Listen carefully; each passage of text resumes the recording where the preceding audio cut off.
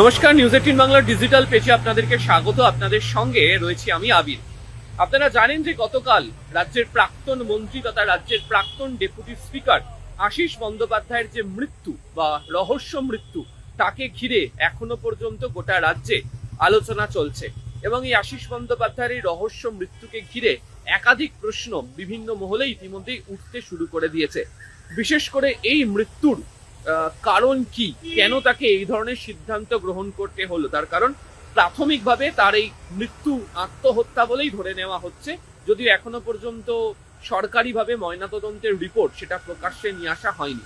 তবে তার মৃতদেহের সঙ্গে বা ওই ঘর থেকে যে চিঠি উদ্ধার করা হয়েছে, সেই চিঠিও আশিস বন্দ্যোপাধ্যায়েরই, এটা ধরে নিয়েই তদন্ত প্রক্রিয়া শুরু করা হয়েছে।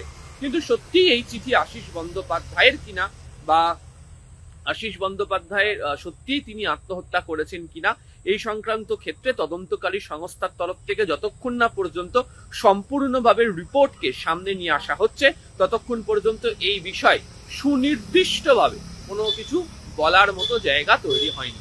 তো এই ধরনের পরিস্থিতির মধ্যে দাঁড়িয়েই আশিস বন্দ্যোপাধ্যায়ের এই রহস্য মৃত্যুকে কেন্দ্র করে যাতে রাজ্য প্রশাসনের তরফ থেকে যথাযথভাবে গোটা ঘটনা তদন্ত করা হয়, সেই দাবি জানিয়ে রাজ্যের বিরোধী দলনেতার তরফ থেকে, বা বলা ভালো ঋতব্রত বন্দ্যোপাধ্যায় পন্থী তৃণমূল কংগ্রেস শিবিরের তরফ থেকে আজকে কিছুক্ষণ আগেই রাজ্যের মুখ্যমন্ত্রী শুভেন্দু অধিকারীকে একটি চিঠি পাঠানো হয়েছে।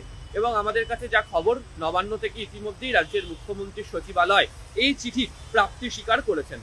যে চিঠি তিনি পাঠিয়েছেন মুখ্যমন্ত্রীকে, সেই চিঠির কপিও আমাদের কাছে রয়েছে। চিঠিতে উল্লেখিত হয়েছে কি, যে গত 16ই আগস্ট 2026 বর্ষিয়ান রাজনীতিবিদ ও সর্বভারতীয় তৃণমূল কংগ্রেসের জাতীয় কর্মসমিতির সদস্য অধ্যাপক ডক্টর আশিস কুমার বন্দ্যোপাধ্যায়ের অস্বাভাবিক মৃত্যু হয়েছে। এই মৃত্যু অনেকগুলি অপ্রিয় প্রশ্নকে সামনে এনে দিয়েছে। টিআরডি এর টেন্ডারকে কেন্দ্র করে ওনাকে কোনো হুমকির সম্মুখীন হতে হয়েছিল কিনা তা তদন্ত করে দেখা দরকার। টিআরডিএ সহ রাজ্যের উন্নয়ন পর্ষদগুলিতে টেন্ডার পাইয়ে দেওয়ার ক্ষেত্রে বহু অভিযোগ রয়েছে।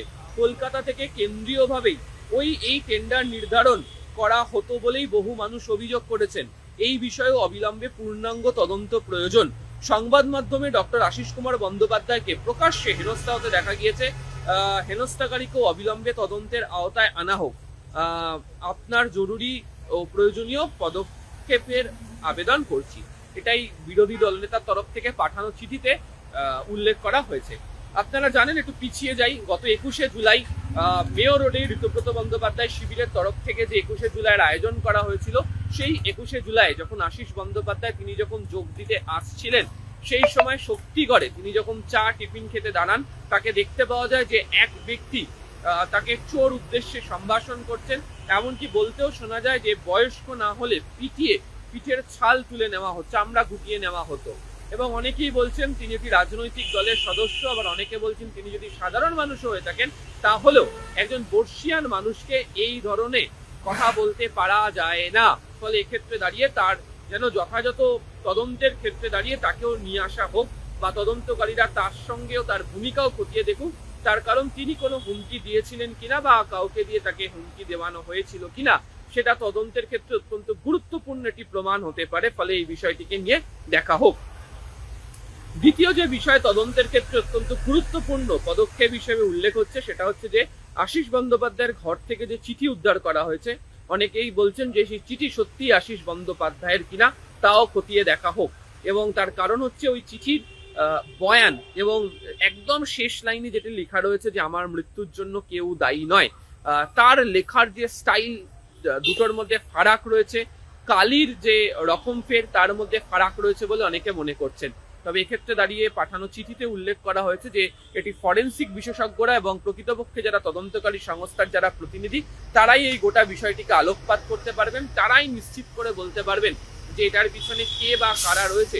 ফলে তারাও এটিকে খতিয়ে দেখুক এবং এই সংক্রান্ত বিষয়ে সিদ্ধান্ত নিক। তৃতীয়ত হচ্ছে যে টিআরডি এর নিয়ে লাগাতার অভিযোগ উঠছে। 2022 থেকে লাগাতার অভিযোগ বিজেপির তরফ থেকে করা হচ্ছে, এবং অতি সম্প্রতি টিআরডিএ নিয়ে একাধিক অভিযোগ বর্তমান ওখানকার যারা বিজেপির দায়িত্বপূর্ণ ব্যক্তি রয়েছেন তাদের তরফ থেকে করা হচ্ছে। এবং তারাপীঠ রামপুরা ডেভেলপমেন্ট অথরিটি শুধু মন্দির সংক্রান্ত পরিচালনার ভার শুধু নয়, পার্শ্ববর্তী বিভিন্ন জায়গাকার যে কাজের দায়িত্ব সেই দায়িত্ব তারা সম্পূর্ণ করতেন, তারা সেই গোটা বিষয়টি দেখতেন। কিন্তু অনেকেই বলছেন যে এই টেন্ডার দেওয়ার ক্ষেত্রে চেয়ারম্যান হিসাবে আশিস বন্দ্যোপাধ্যায়ের কোনো ভূমিকা ছিল না, শুধুমাত্র তিনি জেনারেল মিটিং ডাকতেন।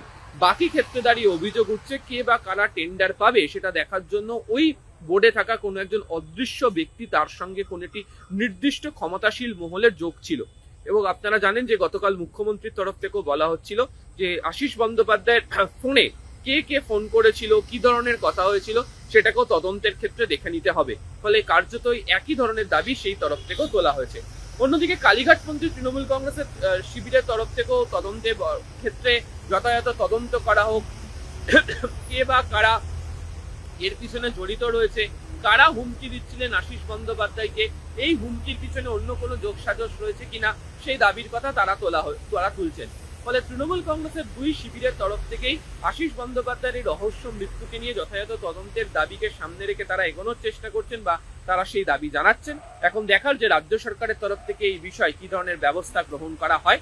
তবে যতক্ষণ না পর্যন্ত ময়নাতদন্তের পূর্ণাঙ্গ রিপোর্ট সামনে আসছে ততক্ষণ পর্যন্ত এটি আত্মহত্যা নাকি এর অন্য কোনো কারণ, অন্য কোনো উপায়ে মৃত্যু, সেটা বলার মতো জায়গা এখন পর্যন্ত তৈরি হয়নি। তবে এদিন ঋতব্রত বন্দ্যোপাধ্যায়ের তরফ থেকে বলা হয়েছে যদি এটি আত্মহত্যাও হয় তবেও এর পিছনে প্রাতিষ্ঠানিক খুনের কথাই তারা বলবেন। তার কারণ এই টেন্ডার জোর করে পাশ করিয়ে নেওয়ার ক্ষেত্রে কোনো একটি ঘটনা ঘটে থাকতে পারে এমন আশঙ্কা তারা করছেন। সেই কারণেই রাজ্যের মুখ্যমন্ত্রীকে তারা ঘটনার উপযুক্ত বা যথাযথ তদন্ত চেয়ে চিঠি দিলেন। আর অন্যান্য আপডেটের জন্য এখন নিউজ 18 বাংলা ডিজিটাল পেজ আপাতত ধন্যবাদ।